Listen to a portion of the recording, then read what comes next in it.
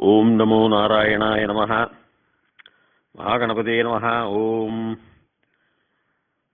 இன்று விஷ்ணு சஹஸ்ரநாமம் ஸ்லோகம் 26. சுப்ரசாதஹ பிரசன்னாத்மா விஸ்வத்ருக் விஸ்வபுக் விபுஹு சத்கர்த்தா சத்கிருதஹ சாதுஹு ஜஹ்னுர் நாராயணோ நரஹ. சுப்ரசாதஹ.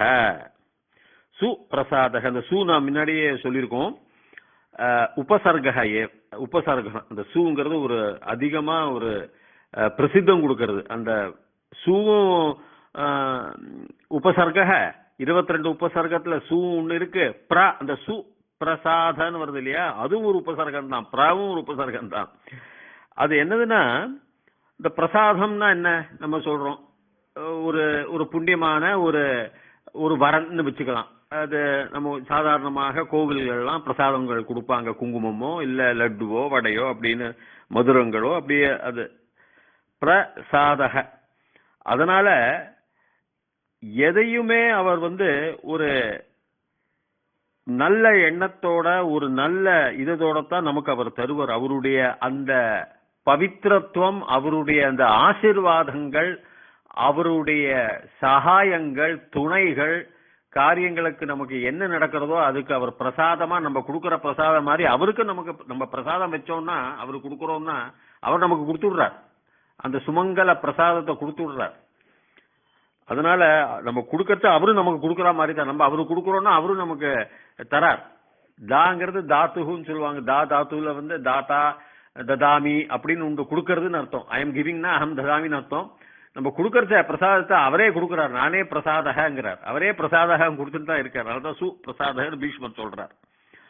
பிரசன்னாத்மா, ஒண்ணு வேற, சம் ஒண்ணு இருக்கு. இதெல்லாம் உபசர்க தான். ஆத்மா பிரசன்னாங்கிறது சாதாரணமா பவித்திரத்துவம், சந்தோஷம், வாழ்க்கையில ஒரு நம்ம யாத்திரை, நம்ம சரீர யாத்திரை தான் முக்கியம், ஆத்ம யாத்திரை வேற.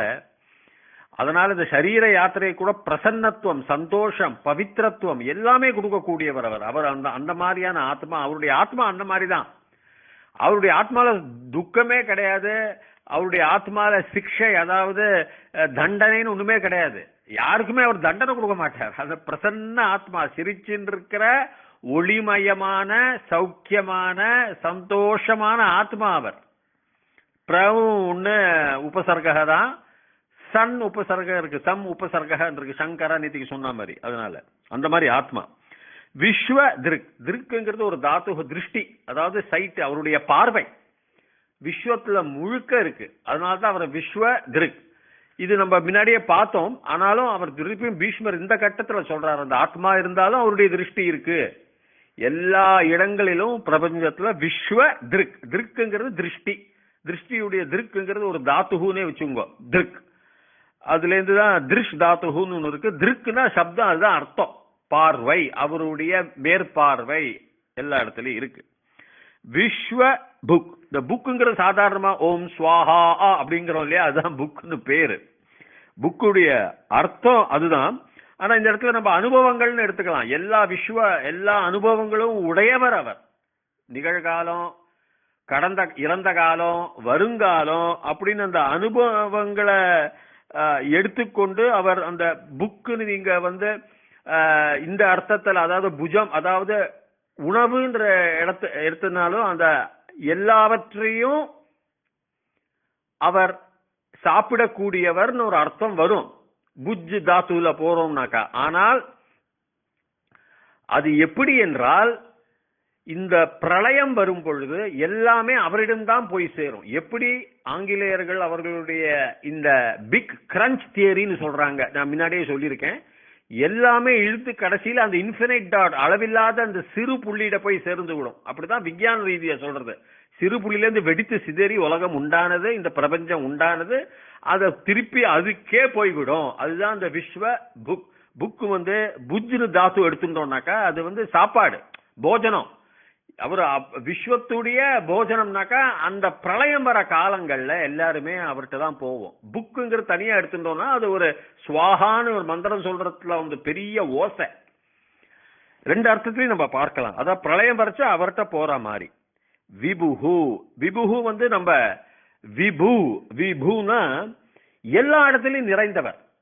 அதுல அவருக்கு இன்னொரு பேர் விபுனா ஆத்மாவா இருந்தா கூட அந்த ஆத்மா எல்லா இடத்துலயும் இருக்கு அப்படி ஒரு அர்த்தம். விபு உரிச்சொல் அட்ஜெக்டிவா எடுத்தாக்கா விபுங்கிறது அந்த எல்லா இடத்துலயும் அவர் இருக்கிறதுனால, ஒருத்தர் இருக்கிறதுனால அவர் தான் அதிபதி, அவர் தான் ராஜா, அவர் தான் மன்னன், மன்னாதி மன்னன். அதான் விபுனா மன்னன், ஆங்கிலத்துல லார்டுன்னு நீங்க சொல்லலாம். விபுனா எல்லா இடத்துலயும் அவர் நிறைந்தவர், நிறைந்த அதிபதி தான் விபுன்னு அர்த்தம். விபுகு. சத்கர்த்தா, சத் கர்த்தா, கர்த்தாங்கிறது காரியம் செய்பவன், கர்த்தா அப்படின்னு சொல்லுவாங்க. திருச் பிரத்யேக, கிரு தாத்துவுடைய திருச் பிரத்யேக. திருச்சுனா அது ஒரு ரூபம், சம்ஸ்கிருதத்துல அது வியாக்கரணத்துல வரும், அது கர்த்தா அப்படிம்போம். காரகன்னு சொல்லலாம், அது வந்து நுவல் பிரத்யேக அப்படின்னு வரும். அதனால இதெல்லாம் பிரத்யேக கொஞ்சம் கொஞ்சம் வித்தியாசங்கள் வந்துட்டு இருக்கும். பிரத்யேகம் கஞ்சு பிரத்யேகம் இருக்கு, இத்தக இருக்கு. கிருத்தகனா அது பாஸ்ட் டென்ஸ்ல பண்ணினா செய்தவன் அர்த்தம், செய்தவன் கிருத்தக அப்படின்னு. சோ கர்த்தாங்கிறது காரியம், அது எப்படி சத்தியமான காரியம், சத்து கர்த்தா, சத்தியமான காரியத்தை செய்யப்பட்டவன். சத்தியம்ங்கிறது எல்லா விதத்திலையும் சத்தியம். அவர் வந்து இன்னைக்கு ஒரு ரூபம் நாளைக்கு ஒரு ரூபம் அவதாரங்களா இருக்கலாம், ஆனா அப்படியே நிறைந்து ஒன்றா என்றைக்குமே சாஸ்வதமா ஸ்தம்பமா நிரந்தரமா இருக்கப்பட்டவர். அவருடைய உருவ வித்தியாசமோ குண வித்தியாசங்களோ ஒன்னும் கிடையாது. அவருடைய காரியங்கள் எல்லாம் சத்திய காரியங்கள், உண்மையான காரியங்கள்லாம். அதுக்கு பொய்ன்னு ஒரு ரூபம் கிடையாது, வெறும் உண்மை, ஒரே லெவல், ஒரே தர, அவ்வளவுதான். சத்கர்த்தா, சத்கிருத்தக செய்தவன். எல்லா கிருத்தகன்னு நான் சொன்னேன், காரியம் செய்தவன், எல்லா காரியங்களும் சத்தியம். இதுவரைக்கும் செய்ததெல்லாம் சத்தியம்தான். சத்தியம்னாக்கா இன்று ஒன்று நாளை ஒன்று, நாளை ஒரு ரூபம் இன்று ஒரு ரூபம், அந்த மாதிரி உண்மை பொய்னே கிடையாது, எல்லாமே சத்தியம். சத்திய தர்மத்துக்கு அனுசரிச்சுதான், அதுக்கு தண்டனே அவருக்கு கிடையாது, யாருக்கும் தண்டனை கொடுக்க மாட்டார் அவர். அதனால சத் கிருத்தக செய்த காரியங்கள், அது கர்த்தா செய்யப்பட்டவன், செய்பவன், செய்த காரியங்கள் எல்லாமே சத்தியம். இதுவரைக்கும் கிருத்தக பூத காலத்திலே எடுத்துக்கலாம், செய்த காரியங்கள் எல்லாமே. நான் சொன்னேன் இல்லையா, பூத கால இக்த பிரத்யேக வரும், இக்தகன்னு ஒரு பிரத்யேகம் இருக்கு. சாதுகு, இந்த சாதுன்னா எல்லாரும் சொல்லுவாங்க ஒரு பெரிய சாதுப்பா பாவம் அப்படின்னு, அந்த அர்த்தம் இல்ல. சரியா பார்த்தா சம்ஸ்கிருதத்துல சாது சாதுன்னு நம்ம சொல்ல வந்தது, சரி சரி ஓகே குட் நல்லது வரோம் குட் சாது, உன்னுடைய மறுபடி, உன்னுடைய ரிப்ளை, உன்னுடைய மறுபடி சாது கரெக்டா இருக்குப்பா அப்படின்னா சாது, சாது போரும் கரெக்டா இருக்கு அப்படின்னு சொல்லுவாங்க. அப்போ சாதுகுனா எவன் எல்லாவற்றையும் சரியாக நம்முடைய தப்புன்னு சொல்லக்கூடிய அளவிற்கு இல்லாதவன் அவன். அப்படி பீஷ்மர் அவ்வளவு தூரம் வர்ணிக்கிறார். நீ அவரை பகவான் சொன்னார்னா அது தப்பா இருக்க முடியாது, அதான் சாது, அதான் இதனுடைய சாதுவுடைய அர்த்தம். அது நன்மை நல்லவர் எல்லாமே இருக்கலாம், பட் சாதுவுடைய அர்த்தம் அதுதான். சாதுகு. ஜஹ்னுஹு, இந்த ஜஹ்னு ஒரு பெரிய வார்த்தை. ஜஹ்னுனா அந்த ஜஹ்னு வம்சம்னு ஒண்ணு இருக்கு, கொஞ்சம் நமக்கு தெரிஞ்சுக்கணும். அது குருன்னு ஒரு குரு வம்சம், குருக்ஷேத்திரன் இருக்கு இல்லையா, அந்த குரு ராஜாக்கு 4 குழந்தைகள். பரீட்சின்னு ஒருத்தர், சுதானான்னு ஒருத்தர், ஜஹ்னுன்னு ஒருத்தர், அப்புறம் இன்னொரு குழந்தை பேரு நிஷிதான்னு நினைக்கிறேன், நிஷிதான்னு ஒரு குழந்தை. 4 குழந்தைகள் அவருக்கு. அதுல இந்த ஜஹ்னு வம்சத்திலேருந்து வந்தவர் தான் சாந்தானு. சாந்தனு சொல்லலாம், சந்தானு சொல்றா. அந்த சாந்தனுக்கு வந்து அவ்வளவு சக்தி. அந்த சாந்தனு சாதாரண, அவர் தான் பீஷ்மர், பீஷ்மருடைய மகன், பீஷ்மர் தகப்பனார், பீஷ்மர் இவருடைய மகன். பீஷ்மருக்கு அவர் தான் வரம் கொடுக்கிறார், நீ எப்ப வேணா உன்னுடைய ஆத்மாவை நீ எடுத்துக்கலாம் உடம்புல இருந்துன்னு. அது மட்டும் இல்ல, இந்த சாந்தனுவுக்கு பலவிதமான சக்திகள் இருக்கு. முதுமைய இளமையாக்கிட்டு வரான் அவருக்கு அந்த மாதிரி. ஏன்னா அந்த சாந்தனு வம்சம் எப்படி பார்த்தாக்கா, ஜஹ்னுடைய வம்சம், சாந்தனுடைய அப்பா பிரதீபன். அந்த பிரதீபன் தான் திலீபன், பிரதீபன், திலீபன்லாம் ரகுவம்சத்துல காளிதாசரே அழகா சொல்றார். இவளும் குரு வம்சத்தை சேர்ந்தவா, ஹரியானா பக்கத்தில் இருக்கிறதுல. அந்த பிரதீபனுக்கு 4 குழந்தை, 3 குழந்தைகள ஒரு குழந்தை தான் சாந்தனு. தேவாபின்னு ஒண்ணு சொல்லுவா, தேவ அபி சாந்தனு வாகினியோ அப்படின்னு ஒண்ணு சொல்லுவாங்க. அந்த சாந்தனுடைய சாந்த நவம், சாந்தனுடைய புது குழந்தை, கடைசி புது குழந்தைன்னா கவிகள் அப்படிதான் எழுதுவாங்க. நவ வருஷம்னு சொல்றோம் இல்லையா, புது வருஷம்னு. அந்த கடைசி குழந்தைய புதுசா பெற்றவன் அதான் பீஷ்மர். சோ பீஷ்மர் சொல்றச்ச அவன் ஜகுனு தான் அப்படிங்கிறார். ஜங்கிறது பிறவி, அணுலி இருக்கப்பட்ட ஒரு பிறவி. விஷ்ணு ஜிஷ்ணு எல்லாம் நம்ம பார்த்தோம், பிரப விஷ்ணு எல்லாம் எனர்ஜி சக்தியை கொடுக்கப்பட்டவர்.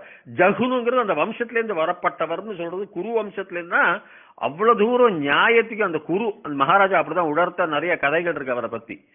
அந்த ஜகுனு வம்சத்திலேருந்து வரக்கூடியவன் ஜகுனுன்னு சொல்றார். ஆனா என்னன்னா அவ்வளவு இந்த குரு மகாராஜாவுடைய மகன் ஜகுனு அவ்வளவு நல்லவராம், குரு மகாராஜா மாதிரி. அதத்தான் அவருக்கு மேல ஒரு அந்த காலங்கள்ல ஒரு சுட்டி காட்டணும்னா, இன்னைக்கு இந்த காலம் நம்ம மகாத்மா காந்தின்னு சுட்டி காட்டுறோம் எதுக்கு எடுத்தாலும், ஒரு நன்மைக்கு ஒரு நல்லதுக்கு. அதே மாதிரிதான் சுட்டி காட்டுறார் பீஷ்மர், அவர் ஒரு ஜகுனுகும். அப்பதானே இவரு யுதிஷ்டருக்கு புரியும், அவளுக்கெல்லாம் தெரியுமே, அதுல ஒரே வம்சம் தானே. ஜகுனுகும் நாராயணஹ, நரன், நரனுடைய அயனக.